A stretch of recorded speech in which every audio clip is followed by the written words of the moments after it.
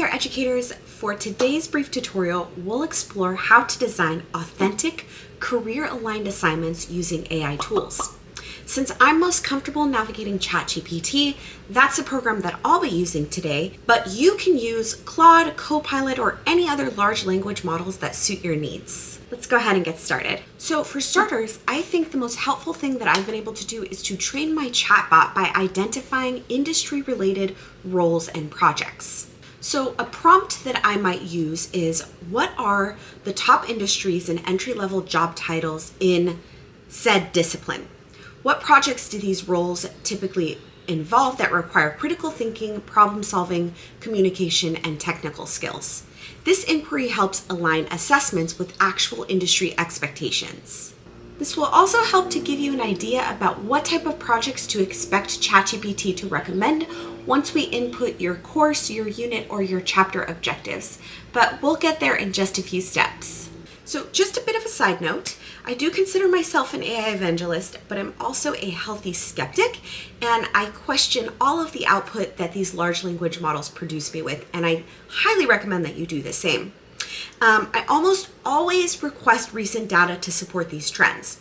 So I might put a prompt in that says, provide current research articles that point to data from the past decade, highlighting trends in that's where you would input your discipline, focusing on entry-level roles and essential skills they demand. Now, in my case, usually ChatGPT will come up with a list of current articles that they pull their sources from with clickable links to those articles. Now, just a little disclaimer, I do pay for the most recent version of ChatGPT, so I'm not sure if this is also available in the free version, but it doesn't hurt to give it a try.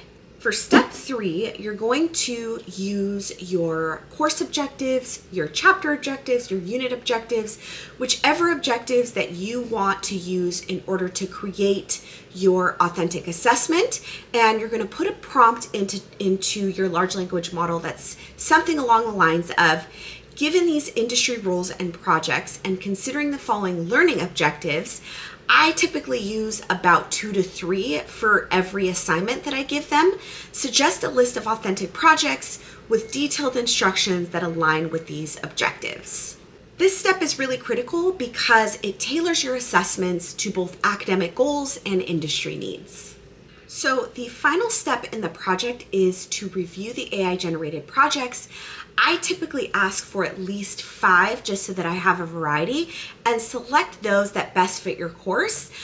Also, I typically tend to modify the instructions to match my classroom policies and to match student needs. And you can do this by adjusting the scope, the deliverables, or the collaboration requirements as necessary. So that about does it, educators. I hope you're able to gain something valuable about creating authentic assessment using AI tools. If you like this video, make sure to like, follow, and subscribe, and let me know what you think in the comments about other things that you would like to learn regarding AI or pedagogy in general. See you next time.